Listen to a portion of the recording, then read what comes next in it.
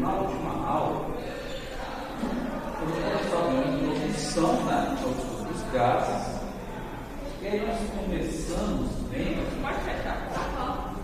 Eu já estava para ir lá.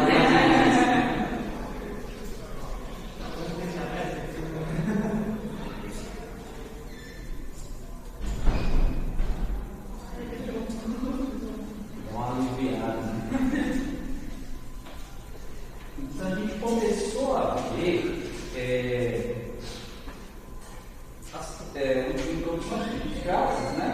E as propriedades, algumas das propriedades são as chamadas funções de estado, né? Daqui a pouco eu vou explicar para vocês o que é. Nós vimos a pressão e a temperatura, né? Então nós vimos pressão definida como a razão da força aplicada sobre a área aplicada, né? E vimos que no caso dos gases era o resultado das colisões, né, das moléculas dos gases com as paredes do recipiente. E vimos que a temperatura ela dá uma medida do sentido no qual flui o calor, né? Então, o calor flui de uma região de maior temperatura para uma região de menor temperatura. Não é isso? Vimos também que a pressão está relacionada ao equilíbrio mecânico do sistema e a temperatura ao equilíbrio térmico. Não é isso? A pressão, a unidade do SI é o Pascal, né? Newton por metro quadrado. Vimos que tem outras unidades bastante utilizadas, né? A TM, bar, mercúrio, né? E a temperatura. Existem várias escalas, né, de temperatura. Mas eu já te falei lá no passado que em 99% dos casos a gente vai usar sempre a temperatura aí, que é a temperatura absoluta, que é a unidade do SI, né, que é a agitação térmica das partículas. Certo? Resumindo aí o que nós vimos na terça-feira. E hoje nós vamos começar a ver, começar e terminar as leis empíricas dos gases, tá? Então, são leis empíricas. Lei empírica é aquela lei que é resultado de uma observação experimental, certo? Então, a primeira lei empírica dos gases que a gente vai ver aqui é a lei de Boyle, tá bom? Então, a lei de Boyle é de 1662, bem antiga, né? Coloquei. Obrigado por lembrar. Tá? Eu falei na aula passada. Normalmente eu esqueço, mas como eu comecei a aula lembrando de falar dos problemas da aula passada, aí eu lembrei. Isso aí é raro, isso acontecer. Tá? Então, a lei de Boyle é de 1662, tá certo? Uma lei antiga. E ela, como eu falei, é uma lei empírica baseada numa observação experimental, tá? O que é observação experimental? Se você fizer esse experimento aqui, tá? Você vai observar o seguinte: você pega esse tubo em J, tá? E aí, você coloca um gás lá nesse tubo e depois despeja mercúrio por cima, certo? O que vai acontecer quando você despejar o mercúrio por cima? O mercúrio vai aprisionar o gás. Tudo bem? E aí, esse tubinho em J, ele vai ter, como ele está em J aqui, a parte de baixo do J é o muro, né? A gente observa duas regiões, né? Que a gente pode aplicar aquele princípio que eu falei na aula passada, né? Que dois pontos de um fluido que estão no mesmo nível estão submetidos à mesma pressão. Certo?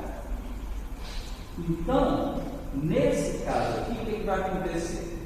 Eu joguei o mercúrio aprisionou o gás. Então, aqui dentro só tem o gás. Tudo bem? Então, se eu escolher aqui um ponto no tubo em U, por exemplo, nesse tubo A, tá? Que é o primeiro. Eu escolher esse pontinho aqui, ó, e pegar o ponto do mesmo nível no tubo A aqui, certo? Esse ponto da esquerda está submetido à mesma pressão do ponto da direita, correto? eu pergunto para vocês, quem que está exercendo pressão no tubo da esquerda? No ponto da esquerda? O gás, né? Então, na esquerda, a pressão que eu tenho é a pressão do gás. Beleza? E na direita, quem que está exercendo pressão? A coluna de mercúrio mais a pressão atmosférica. Tá certo? Então, se essa minha coluna de mercúrio aqui tem uma altura H, aqui está apertadinho, tá? Mas eu vou escrever aqui que fica melhor. Com essa letra horrível não fica melhor não. HA mais a pressão atmosférica. Tudo bem? Aí, o que acontece se você pegar e jogar mais mercúrio no tubo? É a situação que eu tenho aqui em D, tá? Eu peguei e joguei mais mercúrio. Aí, meu sistema parou nessa configuração aqui, certo? Eu vou aplicar o mesmo raciocínio. Aqui, eu tenho a pressão do gás, né? Aí eu pego o ponto de mesma altura aqui, tudo bem? Aqui eu vou chamar pressão do gás em A, tá? Se eu fizer aqui, vou colocar aqui do ladinho, pressão do gás em B, vai ser quem? Vai ser o HB, né? Mais a mesma pressão atmosférica. Tudo bem?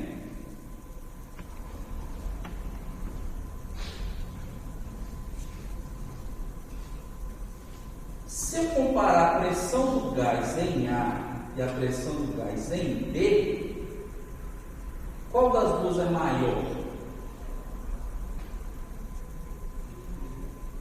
Em B, né? Porque a pressão atmosférica é a mesma nos dois casos e a altura em B é maior que a altura em A, correto? E o que aconteceu com o volume do gás? Diminuiu. Tudo bem? Então o Boyle fez essa observação ali. Ó, quando eu aumento a pressão sobre o gás, o volume diminui. Uma observação, por enquanto, qualitativa. Certo? Aí o que ele fez lá? Suponho eu que também estava lá. Ele foi colocando diferentes quantidades de mercúrio que nos levam a diferentes alturas da coluna de mercúrio e diferentes volumes aqui, os quais ele consegue medir. Basta medir aqui a altura, ele sabe o raio, né, que ele está usando, eu consigo medir o volume, né?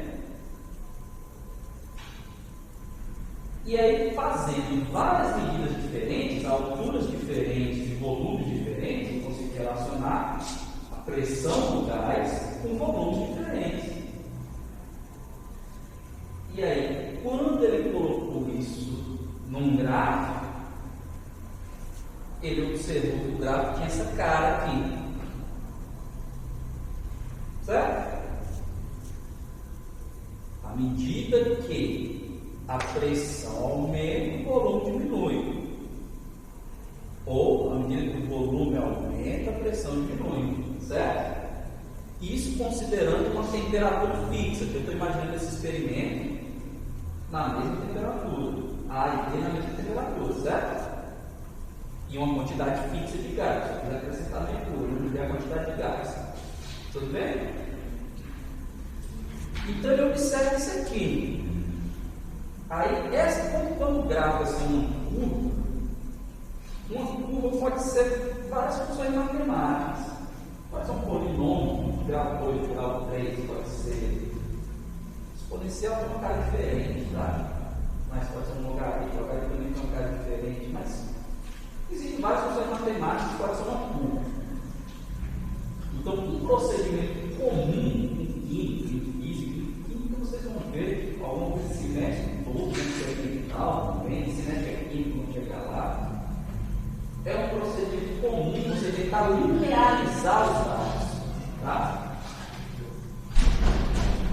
se você pegar e colocar aqui os pontos, né, os pares, pressão e volume de cada experimento, você colocar os pares, pressão e 1 sobre o volume, o inverso do volume, aí você vê que o gráfico dá uma reta.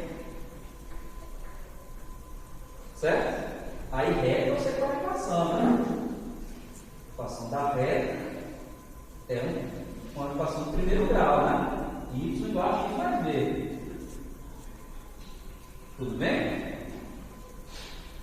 Então, se a pressão em função do inverso do volume é uma reta, é porque a pressão ela é diretamente proporcional ao inverso do volume. Certo? Então, você tem isso aqui. Escrevendo, eu tenho que P é diretamente proporcional a 1 sobre V. Diretamente proporcional ao inverso é a mesma coisa que inversamente proporcional. Né? Então, quando duas grandezas são diretamente proporcionais, para transformar isso na igualdade, é só colocar uma constante aqui, né? Tudo bem? O que implica que o produto PV é constante. Certo? Tudo bem? Então, com base em experimento, Boyle formulou a lei dele, enunciou que em temperatura constante, com a mesma quantidade de gás, pressão e volume são inversamente proporcionais. Certo? Então, esse gráfico aqui, então, da pressão pelo volume, essa curva aqui, em matemática tem um nome que é chamado de hipérbole, tá? Que é o gráfico da função 1 sobre x, é um hipérbole. Mas nesse nosso caso aqui da físico-química, esse gráfico, essa curva, na verdade, é chamada de uma isotérma. Por que isotérma? Porque essa curva é construída mantendo-se a temperatura constante. Tudo bem? Aí para cada tempo, quando eu mudo a temperatura, eu vou ter um isoterma diferente. Por isso que eu tenho aqui, então eu tenho várias isotérmicas, tá? Tem 4 isotérmicas aqui. Certo?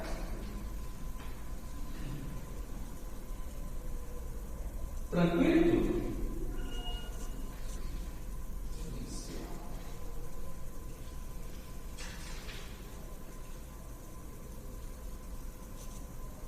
Então, ó, vamos ver aqui esse videozinho.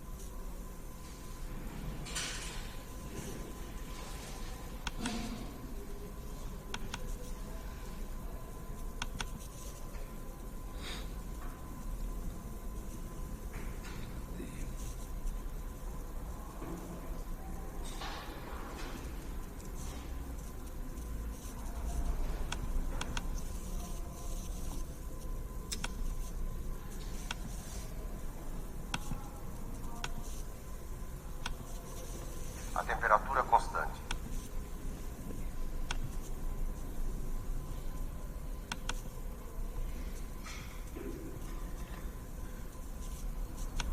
A temperatura constante. Quando aumentamos a pressão sobre uma massa fixa de um gás ideal, o seu volume diminui. Os valores de pressão e volume, expressos num gráfico, originam uma hipérbole. Segundo a lei de Boyle, pressão e volume são grandezas inversamente proporcionais, e o seu produto PV é uma constante. Se relacionarmos o volume com o inverso da pressão, podemos construir um gráfico com V na ordenada na abscissa. Esse gráfico nos mostra que essa relação é de proporcionalidade direta. Tudo bem? Então, turma, só voltando aqui para esse... Cadê? Vou colocar de novo, para chegar só nessa partezinha. A temperatura constante. Quando aumentamos a pressão sobre uma massa fixa de um gás ideal, o seu volume diminui. Os valores de pressão e volume expressos num gráfico. Bom, observe o que aconteceu quando eu baixei esse índolo aqui, né? Eu estou diminuindo o volume, certo? Então, se as moléculas estão na mesma temperatura, né? Esse processo, temperatura de ferramentalmente está relacionada, e até já falei, está relacionada com a velocidade. A velocidade média das moléculas é a mesma nessa movimentação. Então elas continuam se movimentando do mesmo jeito que está, só que agora o espaço é menor. Então, qual é a consequência disso? Vai haver mais colisões, né? Das moléculas transparentes do recipiente. Logo, vai aumentar a expressão. Tudo bem? Da mesma forma, se tiver uma maneira de eu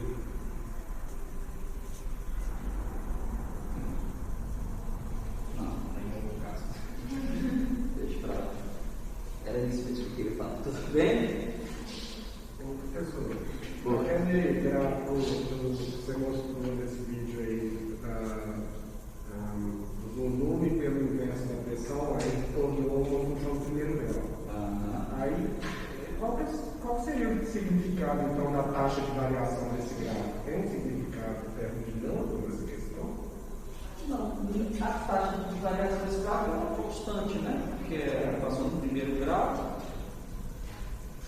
Aí, quando a gente for ver as outras leis que juntar daqui a pouquinho, que a gente vai chegar no PV igual a NT, a gente vai ver que constante é essa. Na verdade, essa constante vai ser NT. Que o produto PV é constante. Que constante é essa? É NT. Por isso que para essa lei valer, a temperatura tem que ser constante e o N tem que ser constante. Entendeu? Então, tanto o gráfico o anterior que eu mostrei, que é P em função de 1 sobre V é uma regra, V em função de 1 sobre P, que isso aqui é uma regra, né? Não tem por que ser diferente, tá?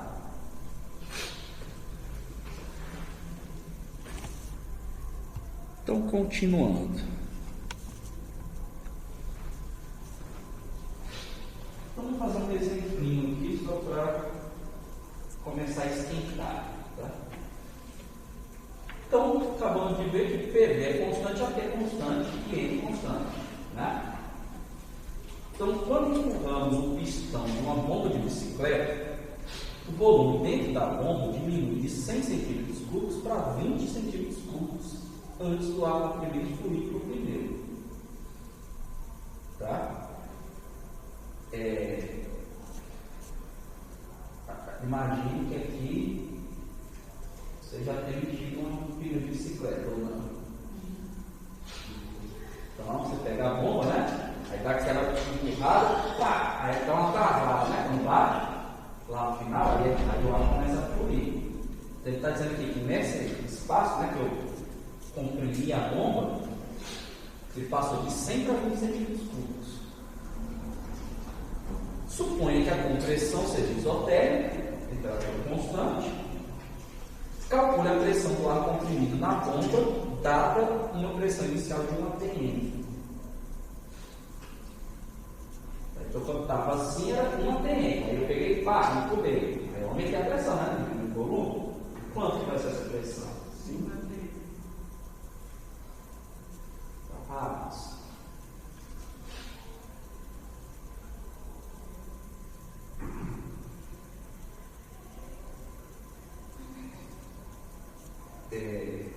Eu vou dar um tempo para quem. Uns 2 minutinhos, tá? Para quem não conseguiu fazer assim rápido de cabeça, tá bom? Daqui a pouco eu mostro aqui para vocês o cálculo, tá?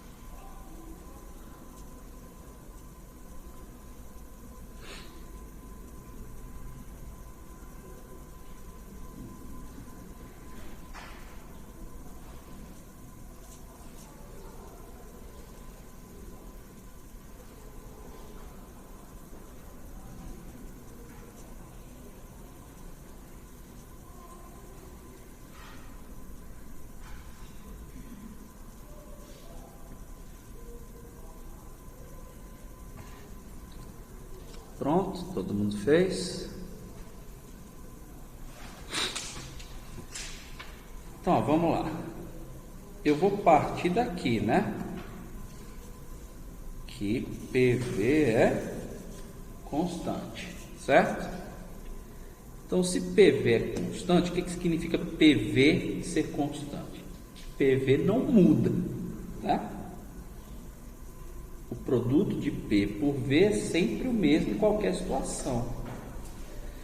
Então, isso significa que a pressão inicial vezes o volume inicial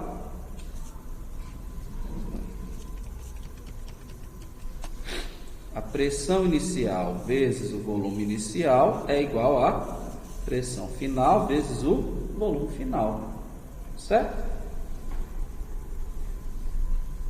Então, vou aplicar essa equação aqui.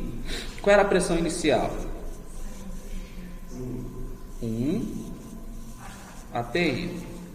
Volume inicial, 100 centímetros cúbicos. Pressão final é o que eu quero saber. Volume final, 20 centímetros cúbicos, né? Eu fiz questão de colocar as unidades aqui para vocês verem que nesse caso eu não preciso fazer transformação nenhuma, tá? Porque, ó, o que eu faço com as unidades aqui, ó? Centímetro cúbico desse lado, cancela com desse lado, né? O que sobrou? PF igual a 100, 100 dividido por 20, que é o meu 5 ATM. Tudo bem, turma? Tranquilo?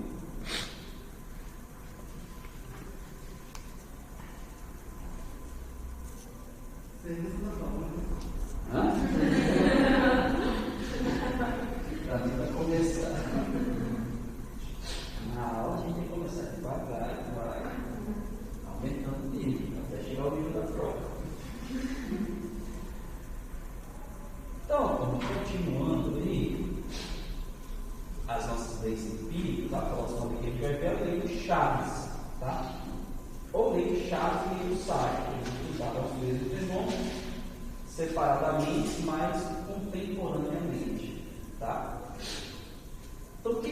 observaram?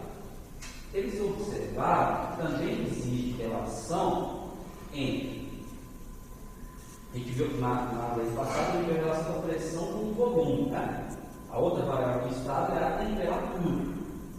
Então a temperatura está relacionada com a pressão e com o volume também, tá certo?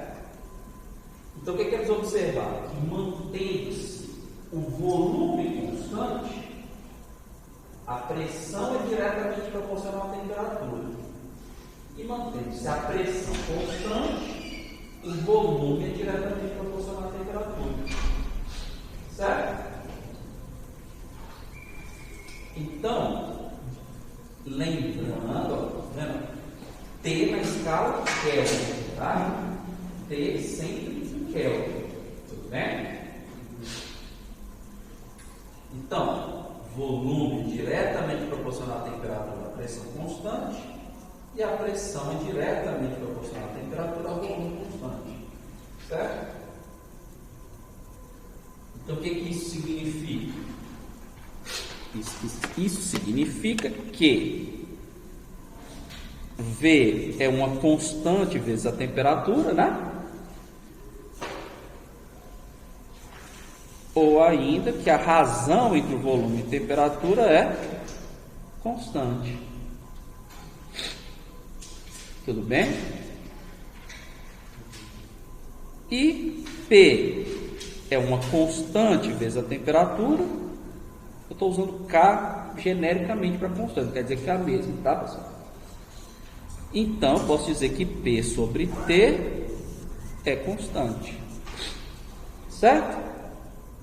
Tudo bem? Por isso que se eu fizer o gráfico da pressão em função da temperatura, do volume em função da temperatura, é uma reta, né? Uma reta. Qual a explicação física para isso? E agora sim, eu passo para falar para hora, mas é esse caso aqui, tá? Imagina que eu tenho um êmbolo móvel, né? Tá? E eu aqueço o gás.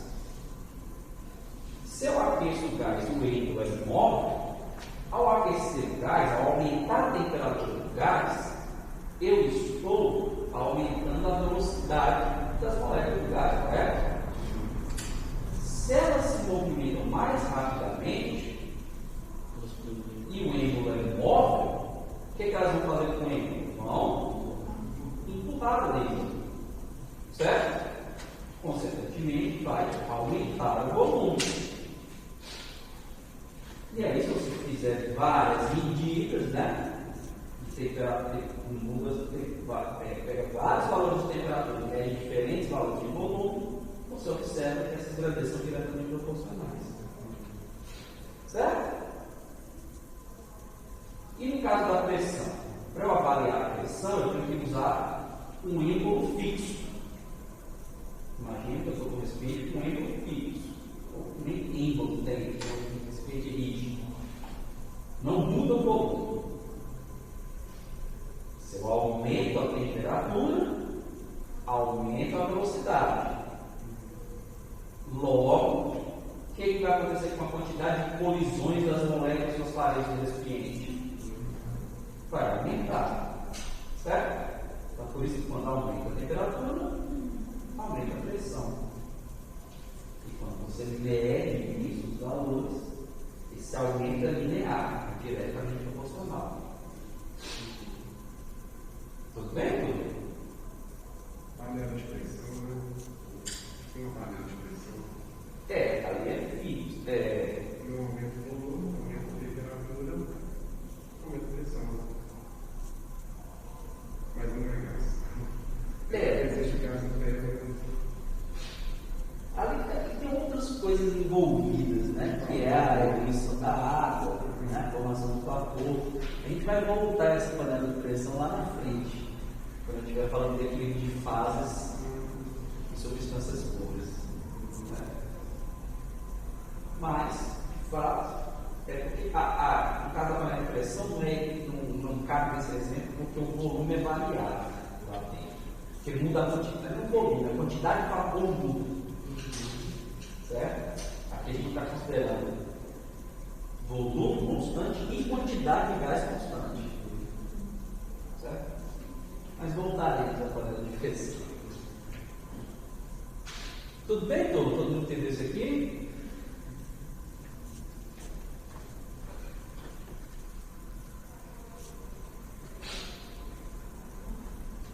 Aí, turma, como eu falei para vocês, volume e temperatura são diretamente proporcionais, então volume é uma constante vezes a temperatura, pressão é uma constante vezes a temperatura absoluta. Tá certo? Mas o termômetro lá do Charles, do meio do saco, media a temperatura em Kelvin. Media, por exemplo, não estava lá, né? Media em graus Celsius, vai. Certo? O gráfico não deixa de ser uma reta. Só que quando você coloca em graus Celsius, ele deixa de passar pela origem. Tá bom? É só você fazer aqui, ó, rapidinho. Se você pegar, por exemplo, o volume é K vezes a temperatura em Kelvin. Só que a temperatura em Kelvin, ela é a temperatura em graus Celsius mais 273, né? 0,15, não é isso? Então esse meu volume aqui vai ser K vezes a temperatura em graus Celsius, né? Mais K vezes 273,15, certo? Tudo bem? Então, se você pegar, né, e fizer um gráfico do volume pela temperatura em graus Celsius, o que vai acontecer? Você vai ver que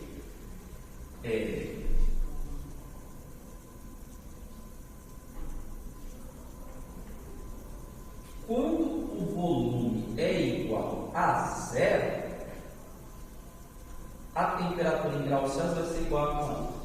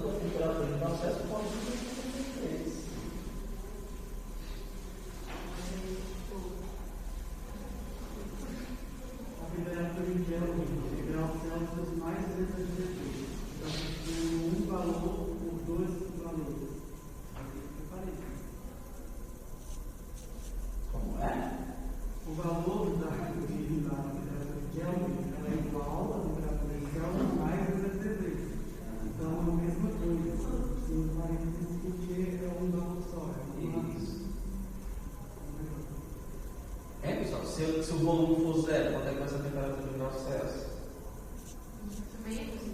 Menos 273,15, né? Aí você vê que se fosse 2K também isso não ia mudar. É só você pensar que se K é constante, 2K é constante também, né? Então, eles observaram que quando o volume tende a zero, a temperatura tende a menos 273,15 graus Celsius.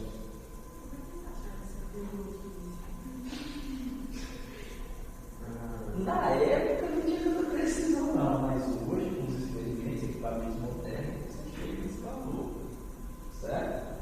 1,15, tá bom? Na época era menos 273, né? Então eles observaram isso, tá? E qual o significado físico desse volume igual a zero? O volume igual a zero não existe, tá? Por isso que esse modelo só vale para gás perfeito, né? Que eu considero que o volume que a molécula ocupa é expressivo, é zero. gente for estudar o gás real, a gente vai partir disso daí. Ó, o gás real, a gente vai partir do fato que o volume não é zero. E mesmo se juntar tudinho as moléculas, não vai ser zero, vai ser uma coisinha, tá? Mas no modelo ideal aqui é zero, tá bom? O que significa o volume zero? O volume está diretamente proporcional à temperatura. Vamos voltar para aquele raciocínio que eu fiz. Quando eu aqueço, eu expando o êmbolo, né? Quando eu resfrio, a molécula vai diminuindo a velocidade, diminuindo, né? E a temperatura, o zero absoluto, significa a ausência de movimento. Então, quando elas pararem, ficar tudo juntinho, isso é o ponto de zero do gás ideal. Tudo bem? Você sabe quão próximo a gente chegou da temperatura? Você sabe quão próximo a gente chegou da temperatura? Eu já vi, mas agora não vou lembrar. Não, mas é muito próximo, né? É próximo. No zero, não. Eu acho que até menos de 20 já chegou. Então, só acontece isso, né? Então, foi daí, a partir daí, veio a questão do zero absoluto, né? E uma determinação, uma estimativa do zero absoluto era essa, menos 256 graus Celsius. Tudo bem? Vocês entenderam? Então, quando você extrapola, né? Porque o que eles fizeram aqui, né? Como é que você chega nessas equações? Você pega os pontos, vê que, olha a cara dele, está aparecendo uma reta. Está aparecendo uma reta, o que vamos fazer? Uma regressão linear, tá? Todo mundo aqui sabe fazer uma regressão linear? Eu não sei. Não? Então vamos ter que aprender, tá? Nós usaremos algumas vezes aqui a regressão linear, tá bom? Então a regressão linear é isso. Você pega um conjunto de pontos experimentais e tem que encontrar a reta que melhor se ajusta a esses pontos, certo? Encontrar a reta significa o quê? Encontrar a equação, né, dessa reta, certo? Eles fizeram isso, e aí a partir da regressão linear eles encontraram que a temperatura zero absoluta era menos 276 graus Celsius. Tudo bem? Isso pela equação da reta, né? Porque na prática, essa questão de juntar as moléculas que eu falei para vocês, se eu juntar muitas moléculas, o que vai acontecer? O gás vai condensar, né? Ele vai virar líquido, né? Se juntar mais ainda, dependendo da substância, pode virar sólido. Tudo bem? O gelo seco. Então, o gelo seco, ele é um gás que passa direto para o sólido, né? Que é o gás carbônico. Nós também veremos aqui por que isso acontece mais adiante. Certo? Tudo bem, Dudu? Tranquilo? Então, vamos ver esse videozinho aqui. Esse aqui é legal, vocês vão gostar.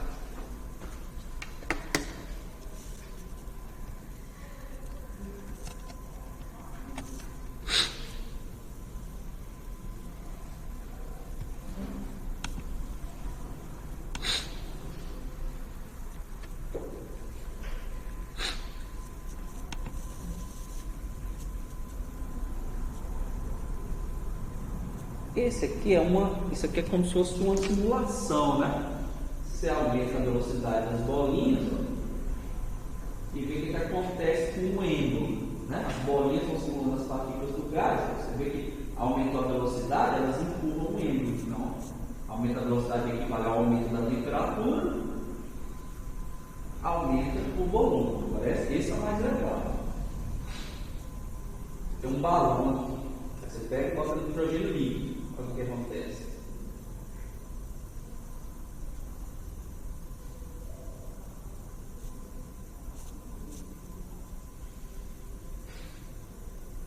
Puxou completamente, né?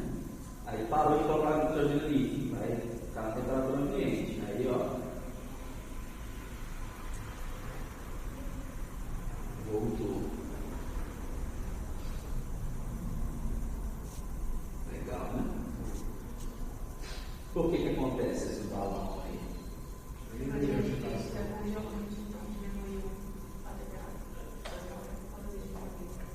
Diminui a temperatura, diminui a pressão. Pressão é um choque com as paredes do recipiente. Então, o balão tem aquela forma que as moléculas se chocando ali. Eu diminui a pressão, elas começaram a se chocar menos, aí não multi. Aí parou de colocar nitrogênio líquido, ele atinge aquele ambiente de novo, ele volta a temperatura. Se eles voltam a temperatura, ele tem que voltar para o mesmo volume.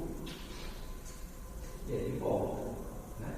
Se a quantidade de gás é a mesma, né? Se não vazou nada, ele não tem muito pouco tempo para vazar. Né? Tudo bem?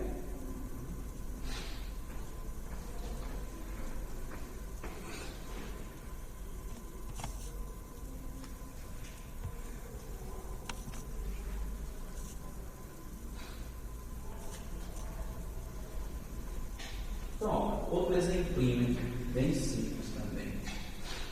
Em um certo processo industrial, o gás nitrogênio é aquecido a 500 Kelvin em um vaso de volume constante. Tá?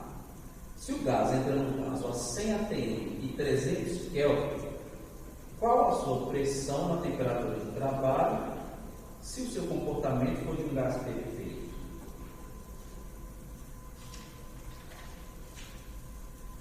Você tem um gás que é aquecido a 500 Kelvin. Ele entra no vaso a 100 atm e 300 Kelvin. E aí ele é aquecido a 500. Quando você aquece, vai mudar a pressão. Qual vai ser a pressão? Certo? 2 minutinhos aí para fazer, que isso é simples, tá? Obrigado.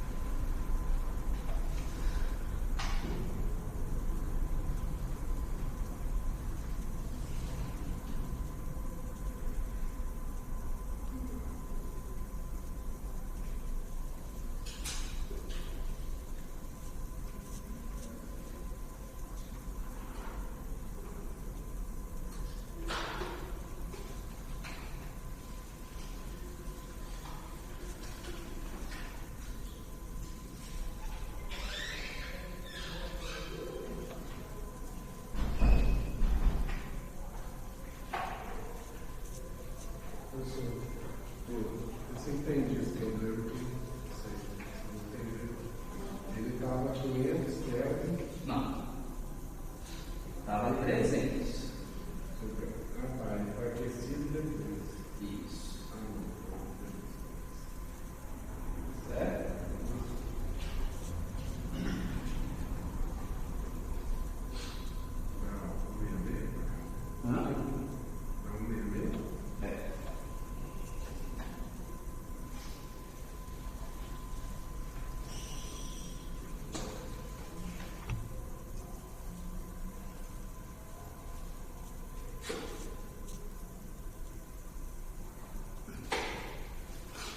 Todo mundo conseguiu?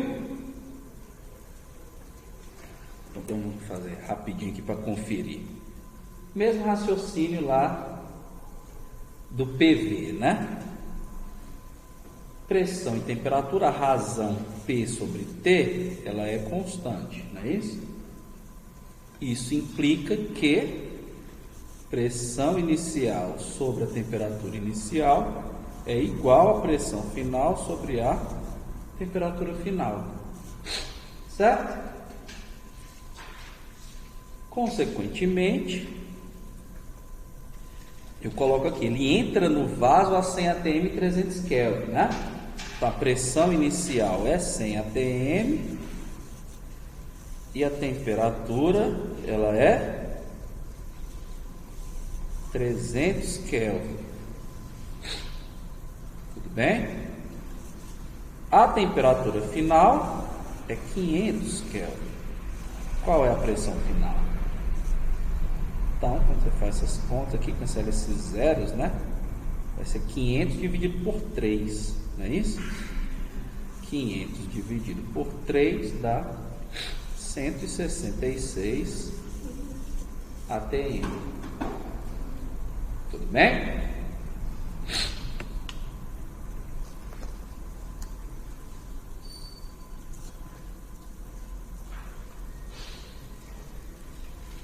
Outra observação importante em relação ao comportamento dos gases é o princípio de Avogadro, tá? Então, nessas transformações que a gente viu até agora,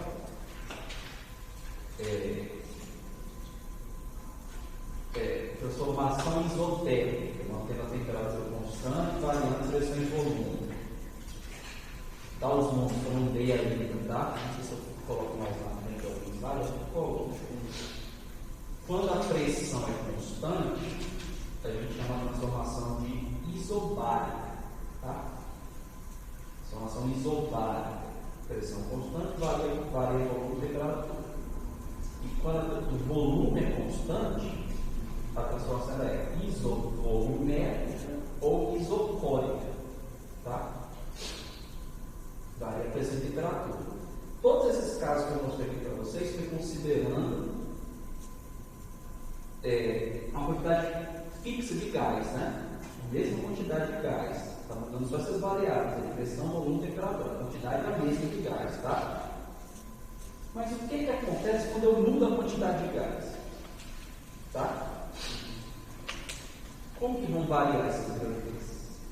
Então, o Avogadro observou que, então, o enunciado mais famoso costuma ser esse aqui, né? Volumes iguais de gases quaisquer, nas mesmas condições de pressão e temperatura, apresentam o mesmo número de moléculas. Certo? Então, se você dobra o número de moléculas, o número de moléculas 2 vezes maior, o volume 2 vezes maior. Tá? Então, isso aqui também é empírico, né? Isso aqui é o princípio de Avogadro. Antes era hipótese de Avogadro, que era só baseado em leis empíricas, né? Em observações empíricas. E hoje é lei de Avogadro, né? Então, o volume é diretamente proporcional à quantidade de matéria, certo? Aqui, observação, né? Eu sempre costumo falar nas aulas, o M não é número de mols, tá? Todo mundo acostumado a falar número de mols, não existe número de mols, tá? Quantidade de matéria, quantidade de substância, tá bom? Por quê? Parênteses, tá? Mol é a unidade de quantidade de matéria do sistema internacional, certo?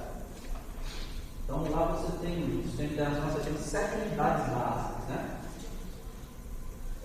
Quilograma para massa, mol, mais segundo para tempo, ampere para corrente elétrica, metro para distância, Kelvin para temperatura. Aí, Pascal já é derivado. As 7 que não são derivadas, né? Você tem um padrão lá para poder definir. Você tem um padrão, quilograma, para mol. Antes mol é que quantidade de matéria contém tantos átomos quanto existem em 0,012 gramas de isótopo grosso do carbono. Essa era a definição do mol, né? Mas mudou há pouco tempo. Não vou saber saber essa ficou, porque eu vi por muito tempo, mas por pouco tempo, tá? Então você tem essas unidades que são um padrão, né? E o mol é a unidade de quantidade de matéria. Então Então, eu costumo fazer a seguinte analogia. Quando você vai falar que você vai comprar lá 2 quilos de açúcar, né? Então, você fala, a massa de açúcar é 2 quilos. Você não fala o número de quilogramas de açúcar. Quilograma é unidade. Também tem o mol. O mol é a unidade. De quê? De quantidade de matéria. Quantidade de matéria é 2 mols. Não é o número de mols. Vocês entenderam? Então, nomenclatura, né? Muito importante. Você saber sobre o impacto, tá? A pessoa escreveu o relatório para vocês. Escreveu os termos corretamente, tá certo? Então, voltando. Então, o volume do gás perfeito é diretamente proporcional à quantidade de matéria do gás, certo? E aí a gente define o volume molar, tá? Volume molar é o volume de 1 mol. Tudo bem? Volume molar, volume de 1 mol. Então, se o volume molar é o volume de 1 mol, é o volume do gás dividido pela quantidade de matéria do gás. Por exemplo, se um gás perfeito, determinadas condições de pressão e temperatura, 2 mols ocupam um volume de 30 litros, o volume molar é 15 litros, né? O volume dividido pela quantidade de matéria. Mas o gato do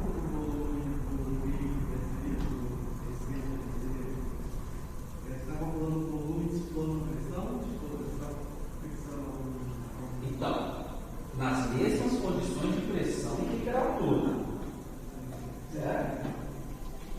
Então, nas mesmas condições de pressão e temperatura, 2 mols com 30 litros, se eu tirar de alguma maneira, né, vazar ali, metade do mol, aí o ídolo vai descer e vai para metade. Entendeu? Tudo bem? Então, esse gráfico aqui do lado, ele ilustra o volume de alguns gases, tá? O volume do gás ideal ele tem um valor calculado na equação do gás ideal, que é esse aqui. Aí aqui são os volumes medidos experimentalmente de alguns gases. Então, argônio, dióxido de carbono, hidrogênio, oxigênio, hidrogênio, tá? Então você vê que esses aqui, ó, estão bem pertinho, né, do ideal. O oxigênio e hidrogênio já é um pouco mais distante, mas é a escala aqui, tá? Porque se você olhar aqui, ó, esse aqui é 22,40 alguma coisa, esse aqui é 22,1. 0,3 só no variou. Certo? Então, os gases, na realidade, né, o gás real, eles não costumam ter um comportamento muito distante do comportamento do gás perfeito, do gás ideal, tá? Por quê? Porque normalmente a gente trabalha em condições de baixa pressão. Depois eu vou explicar mais detalhadamente isso, mas o gás, ele se aproxima cada vez mais do comportamento do gás ideal quando ele está em pressões mais baixas. Tá certo? Porque em pressões mais baixas, ele tem um comportamento mais próximo daquelas condições que eu coloquei lá na aula passada. Vocês lembram? A pressão mais baixa seria a pressão próxima da pressão atmosférica, é isso? A pressão atmosférica é uma pressão baixa.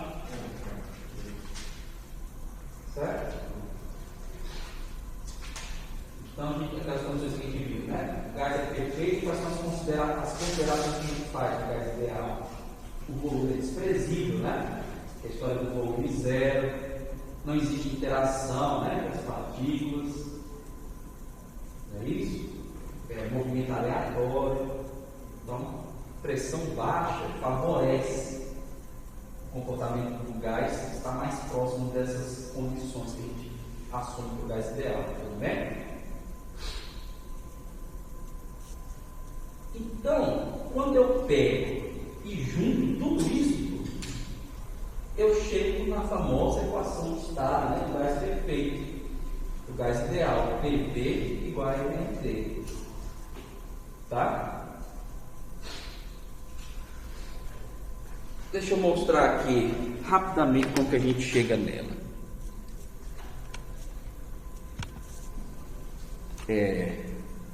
Imagina o seguinte: se eu pegar o volume e tentar relacionar com todas as outras variáveis de estado e com a quantidade de matéria. Volume e pressão. Volume é proporcional ao quê? É diretamente proporcional ou inversamente proporcional à pressão? Então ele é inversamente proporcional à pressão. Então é proporcional a 1 sobre P, certo? Em relação à temperatura, ele é o quê?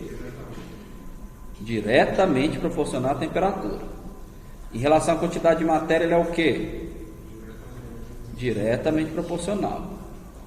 Então, se eu tenho volume diretamente proporcional à temperatura, diretamente proporcional à quantidade de matéria, inversamente proporcional à pressão, ou diretamente proporcional ao inverso da pressão, ele é diretamente proporcional ao produto dessas grandezas, tá? Então, o volume, ele é diretamente proporcional a 1 sobre P vezes T vezes N, certo? Então, V é igual a N T sobre P vezes uma constante, a qual a gente dá o nome de universal dos gases perfeitos, que é o R, tá? Ajeitando, deixa do jeito mais conhecido, né? PV igual a nRT. Tudo bem? Então, é assim que a gente junta tudo, tá? Então, juntando Boyle, Chaves, Avogadro, PV e nRT. A constante de proporcionalidade, ela é a mesma para todos os gases, ela não depende do gás. Porque o gás perfeito é independente da natureza, né, do gás. Por isso ela é chamada de constante universal. Tá? Constante universal dos gases ideais e dos gases perfeitos. A gente vai ver mais adiante, quando a gente vai falar de gases reais, que tem equações que têm constantes que não são universais, são específicas de cada gás. Tá? Porque equação de Van der Waals tem duas constantes, A e B. O nitrogênio tem o valor de A e B, o oxigênio tem o valor de A e B. É diferente do R, que é o mesmo independente de qual seja o gás. Certo? Aqui que eu acabei de falar, essa é uma lei limite. O que é uma lei limite? É uma lei que ela é aproximada, mas em uma determinada condição ela vale para qualquer substância. No nosso caso aqui, a lei dos gases, ela vale sempre quando P tende a zero, né? P tender a zero é uma pressão muito baixa. Então, se falar a pressão atmosférica é baixa, depende, né? Depende do propósito, da coisa que você está estudando, você pode considerar que na pressão atmosférica o gás se comporta no gás perfeito. Mas quanto mais baixa for, mais você pode ficar tranquilo em relação a essa sua aproximação. Certo? Eu acho muito difícil de entender a utilização da TN, porque a pressão atmosférica é muito variável, inclusive por conta de altitude. Então, a definição de ATM, da unidade ATM, é pressão atmosférica ao nível do mar. A pressão atmosférica ao nível do mar é 1 ATM. Certo? Mudou a altitude. Por isso que a gente não poderia utilizar essa constante aqui no BH, por exemplo. A gente não está no nível do mar. Não, mas a pressão. Isso é definição, tá certo? Eu falo assim, no laboratório, precisar de fazer esse tipo de avaliação. A gente vai usar a ATM. Você está fazendo uma pequena confusão. Sim, eu realmente tenho. A ATM é a unidade, certo? É uma unidade medida qualquer. Como que ela é definida? É a pressão atmosférica ao nível do mar. Mas eu posso usar essa unidade em qualquer nível, em qualquer altitude. No nível do mar, a pressão atmosférica é 1. Aqui em Belo Horizonte não é 1. Você vai ver lá no laboratório, fiz pouquinho, os barões do lado, não é 1 APM, é 680 alguma coisa. Eu falei APM, estava pensando no milímetro de mercúrio, tá? Porque 1 APM é 760 milímetros de mercúrio. Então lá em milímetro de mercúrio, você vai ver que é 680 alguma coisa. Certo? Então a APM é a unidade, pressão atmosférica ao nível do mar, você pode usar em outros lugares. Então, você não pode dizer que em Belo Horizonte a pressão atmosférica é 1 APM. Não, não é 1 APM. Certo? Inclusive o experimento de pressão de vapor, você faz lá, fiz pouquinho, lá no final da experimental, você vai variar as pressões externas sobre o sistema lá e medir as temperaturas de ebulição, que elas mudam com a pressão. E aí o primeiro ponto que você vai medir é a pressão atmosférica. Você não pode considerar que é uma APM, não está errado. Você vai ter que olhar no barômetro. Certo? Conseguiu entender isso agora? Então a APM é a unidade. Tá?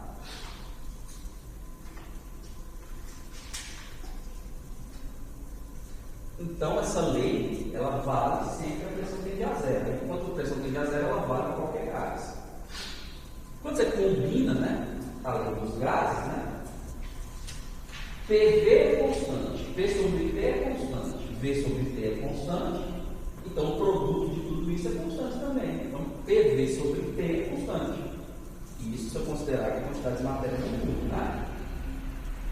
Então, P1 sobre T1 igual a P2 sobre T2. Ou PI, VI sobre TI, né? Inicial igual a PF, PF sobre PF, final. Certo?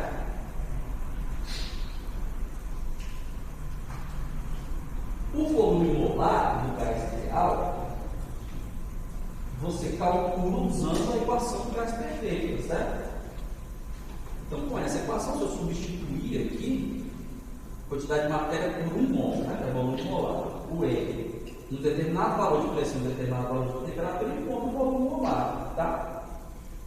E aí, para condições específicas de pressão e temperatura, são dados nomes. Tá? O mais famoso é CNTP, né? Condições normais de temperatura e pressão. Então, quais são as condições normais de temperatura e pressão? Pressão de 1 atm, temperatura 0 graus Celsius, que é 273,15 Kelvin, certo? Então, se você pegar aqui, substituir o T por 1, o N por 1, o T por 273,15 e o R pelo valor dele, você vai encontrar que V é igual a 22,414 litros. Certo? Mas fica litro por mol, que é litros por 1 mol. Né? As CPTP são as condições padrão de temperatura e pressão. E aí, em termodinâmica, quando a gente fala em condição padrão, a gente está falando que a pressão é 1 bar. Lembra da aula passada que eu falei da diferença do ATM para 1 bar?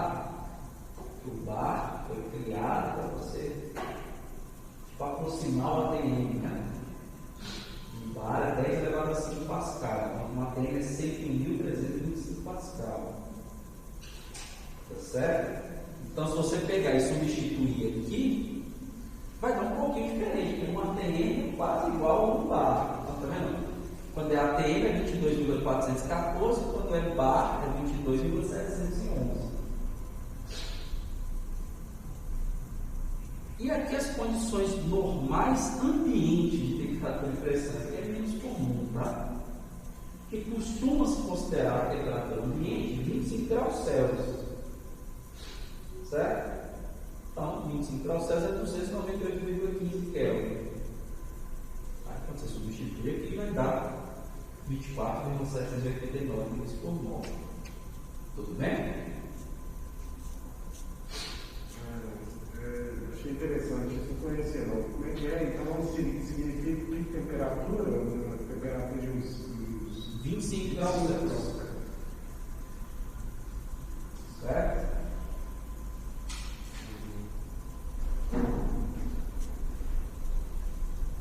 Então, o estado de um gás, ele é determinado por essas variáveis do estado aqui, tá? Pressão, volume, temperatura e quantidade de matéria. Então, eu posso dizer que a pressão, por exemplo, essas variáveis estão relacionadas entre si. Então, uma é função das outras, certo? Então, eu posso dizer aqui, pessoal, que a pressão, ela é função da temperatura, do volume e da quantidade de matéria. Certo? Então, é só colocar pressão aqui, nRT sobre V. E aí, se eu pegar e substituir aqueles volumes molares do slide anterior, calcular, eu vou chegar nesses valores de R aqui, tá? O valor de R depende da unidade, tá bom? O mais famoso é o 0,082, né? Cadê ele aqui, né? Com mais algumas casinhas decimais. Só que esse valor de R depende das unidades. Então, aqui é quando você usa pressão em ATM e volume líquido, tá? Porque a unidade da temperatura, a unidade da quantidade de matéria, você vai mudar nunca, né? Da temperatura nunca, da quantidade de matéria, raramente. A quantidade de matéria é mol, a temperatura é Kelvin, tá certo? Então aqui, ó, 0,082 litro vezes ATM, que é o menos 1 mol menos 1, né? Por quê? Porque o R, ele é PV sobre MT, né? Então, PV, ATM vezes litro, sobre MT, sobre mol vezes Kelvin. Por isso que mol é menos 1, Kelvin é menos 1. Tudo bem? Aí as outras. Quando você troca pressão por bar, 0,083, né? A pressão em Pascal e o volume metro cúbico, 8,314. Essa aqui do método SI, tá? Então, essa aqui a gente vai usar bastante, tá? Para começar a calcular trabalho, energia, aí é essa que a gente vai ter que usar, tá bom? Por enquanto, não está vendo só gases, dá para usar o 0,083 na maioria dos casos. Mas, na verdade, você vai usar de acordo com o problema que se apresenta para você. Se o volume foi dado numa outra unidade, a pressão foi dada numa outra unidade, você tem que usar o RH4, tá certo? Quando é torr, né, a unidade de pressão, torr é de mercúrio, não é isso? Fica isso aqui, ó, 62,364. Aí, se você observar, a primeira e a terceira são as mesmas, né? Só mudou a unidade, mas na verdade não mudou, tá? É porque Pascal vezes metro cúbico é Joule, tá? A unidade de pressão vezes a unidade de volume dá a unidade de energia. Tudo bem? E como Joule é a unidade de energia, eu posso converter de Joule para caloria, a unidade de energia também, né? Uma caloria é 4,184 joules. Então, se você pegar esse número aqui por 4,184, vai dar isso daqui. Certo? Tudo bem? Precisa decorar isso aí? Não. Não precisa. Certo? Hã? Exatamente. Precisa, você acaba decorando tanto usar. Mas vai ser na prova, né? Então, Que é uma spoiler. já é o spoiler. Eu vou adiantando então. Semestre passado eu fiz uma experiência, essa experiência eu gostei. Que é a prova tem uma certa consulta. Certo? Que é essa certa consulta? Porque você que prepara consulta. Então, no dia da prova, você, antes da prova, você já pode começar hoje, inclusive. Eu deixo, você está com a sua fome, né? Você você pode preparar uma consulta de 3 folhas, 3 diversos.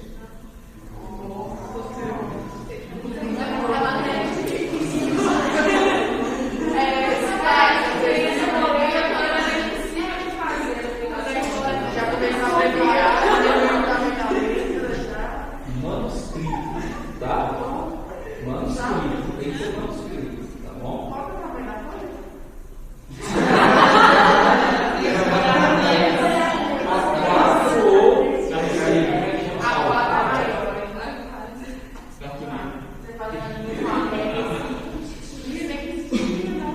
Então, vocês podem fazer isso, tá certo?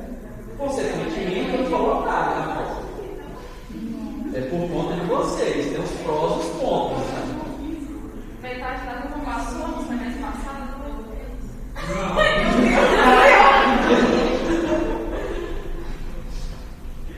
Vou deixar isso pra lá.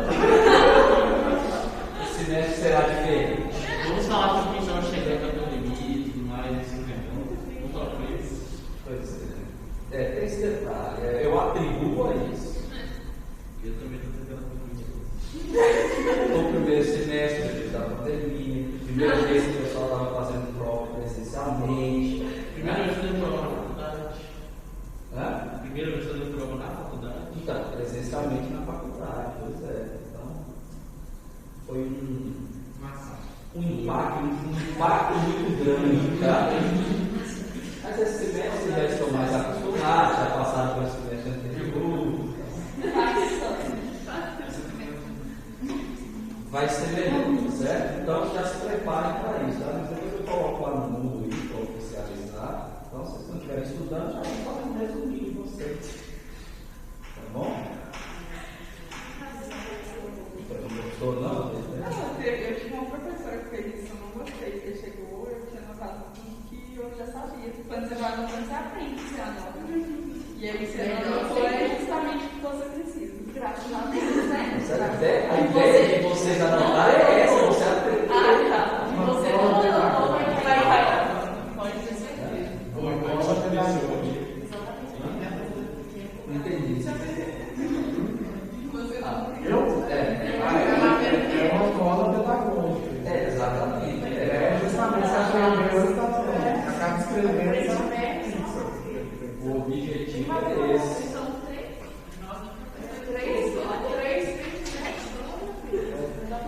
Vocês vão gostar, vocês vão. Então vamos lá, continuando. Então, se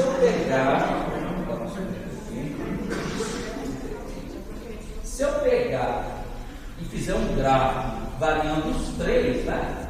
As 3 funções do estado, mantendo a quantidade de matéria fixa, né? Pressão, volume e temperatura, aí isso aqui vai me dar uma superfície, né? Se eu vario 2 grandezas, é um plano. 3 é uma superfície, né? Então eu tenho essa superfície dos espaços possíveis, né? Com uma quantidade de matéria fixa. Então, você observa, se você pegar cortes aqui dessa superfície, você cai naquelas leis empíricas que a gente viu. Então, por exemplo, se eu pegar um volume fixo, né? Pegar esse volume aqui, ó, por exemplo, temperatura, né? Esse eixo aqui é a temperatura, tá vendo? Então, eu mantenho essa temperatura aqui fixa, ó, eu obtenho a minha hipérbole, a minha isotérmica, certo? Se eu pego esse eixo aqui agora, o que está ficando constante aqui? A pressão, né? Está ficando constante. Aí, ó, isso aqui dá uma reta, certo? E se eu pegar agora esse corte aqui, aqui também dá uma reta. Aqui os nomes que eu falei, ó, tinha no slide que eu não estava lembrado: isotérmica, isóbara e isóbara, tá? Alguém tem uma folha de papel para me emprestar? Só para mostrar a forma dessa superfície aqui. Isométrica, está certo? Você, assim, a temperatura, assim, poderia falar isométrica, definir mais o volumétrico? Eu já li isso uma vez, eu fiquei meio assim, não sei se eu não sei se esse é o mesmo comprimento Pois é, por isso que eu achei estranho quando eu fiquei pensando que está mais relacionado com a questão linear. Me parece. Não sei, tem que pesquisar. Tá, essa superfície é como se fosse isso aqui, ó. Certo? Hã? É isso aqui. Certo? Mais um.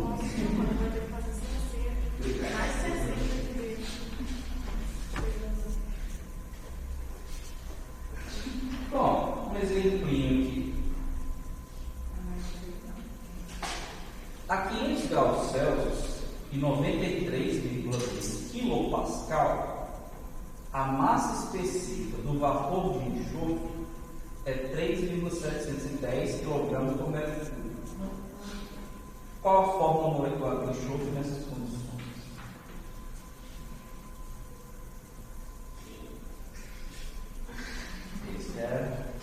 Não é tão simplesinho quanto os anteriores, né? Vai crescendo.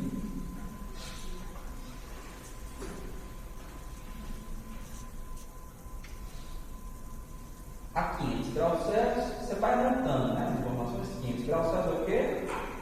Temperatura. E 93,2 kPa é o quê?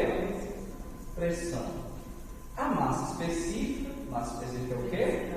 Densidade do vapor de enxofre é 3.710 kg por metro cúbico. Qual a fórmula molecular do enxofre nessas condições? Enxofre é um elemento, né? Se você passar qualquer massa. Faltou a massa molar dele. Não sei o que A massa molar é 32 gramas por mol, tá? Aproximadamente. 22 gramas. Então, se o enxofre é um elemento, a fórmula molecular, encontrar a fórmula molecular dele, é saber quantos átomos de enxofre tem na molécula, certo? Pense.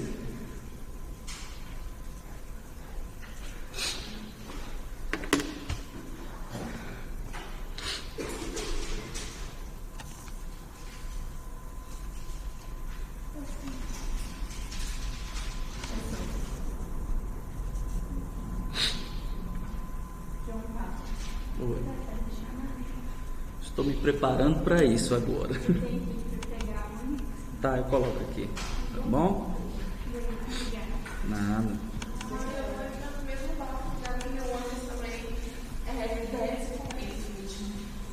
E você vai ter que me dizer seu nome, senão eu não vou. A Laura eu conheço, né, Laura? Mariana. Mariana. Deixa eu ver se tem mais de uma Mariana. Só tem uma. Tá. Então vou começar aqui, tá, pessoal? Abriu aqui bem rápido.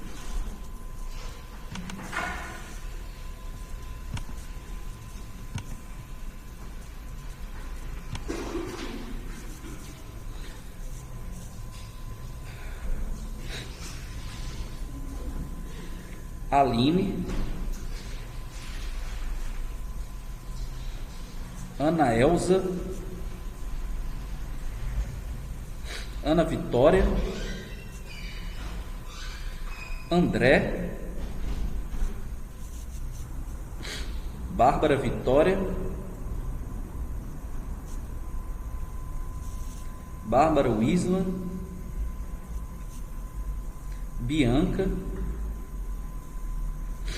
Caio, Camila, Carolina Cardoso, Carolina Miranda, Danilo, Emerson, Felipe, Francisco, Frederico,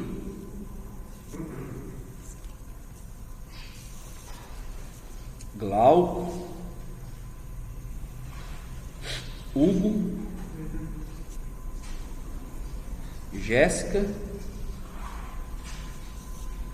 Júlio César, Larissa, Laura, Luciana, Luíse, Manuela, Marcela, Maria Clara, Mariana, saiu, Marina, Mateus, Melissa, Micaele, Paulo,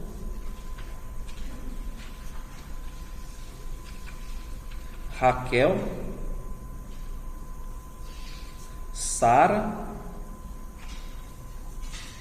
Thales, Tamires, Tiago. Você sabe o que está acontecendo para ter esse monte de falta?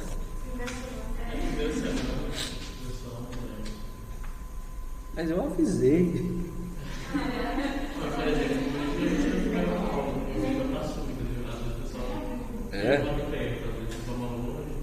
Já que eu não tenho a aula. Eu mesmo não vim na última aula porque eu moro muito longe.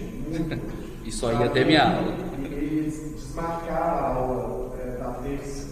Então é difícil. Para quem mora longe é complicado. Eu vou sair do horário e andar 35 minutos para chegar em casa. Como é? Sair e andar 35 minutos para chegar em casa e ele só teve a sua aula. É? Não, a professora cancelou a aula. Então pode ser esse detalhe aí. A ideia é chegar na quantidade de matéria. Pode ser por aí.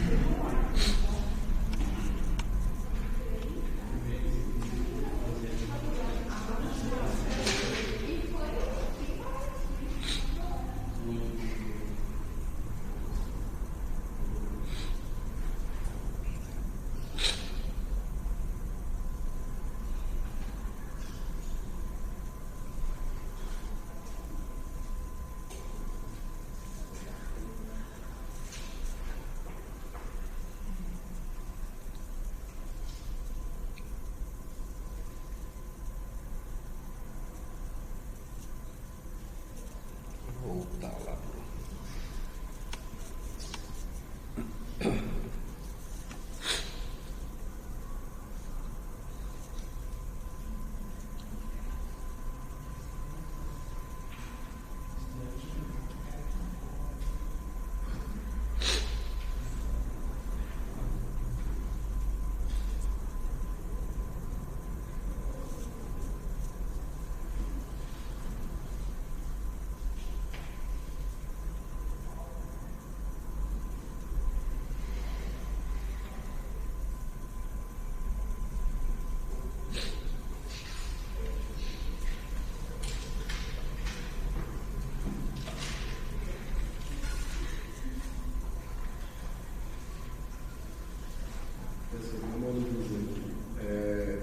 Se eu usar a densidade e a massa molecular, massa molar, a ideia seria achar quanto que um mol desse gás ocupa, quanto de volume esse gás ocupa. Como eu falei, pode ser por aí. Pois é, fui por aí. Só que eu cheguei numa quantidade de matéria e sei, tá por aí. Esse o quê? Esse quilograma que sai.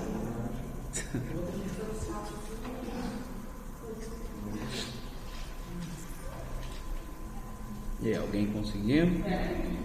Dá a resposta, não.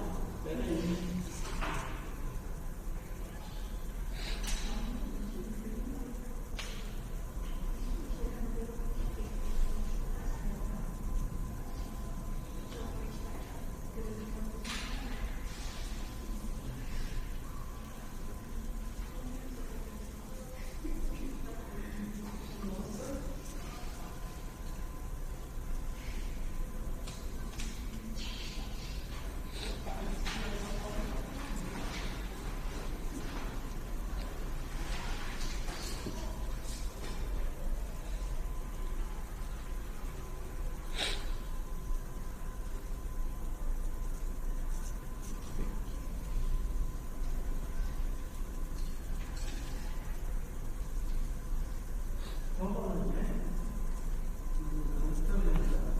8,314. Depende. Não, Messi 8,314.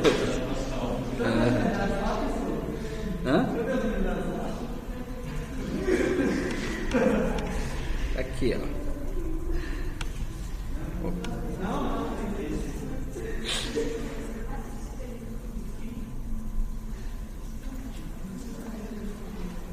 Vocês querem que eu responda agora ou eu respondo na próxima aula e vocês tentam? Agora? Não, responde só um. Professora, eu estou esperando a resposta para pegar minha mão. Gabarito, isso mostrar como fácil. Não, peraí. Eu posso dizer a resposta e resolver na próxima aula. Pode ser? A resposta é S8.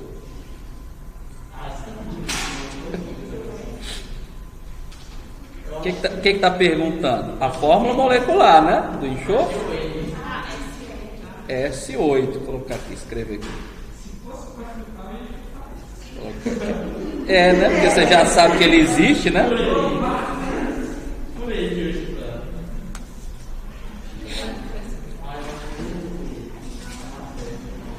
Aí eu respondo na próxima aula, tá?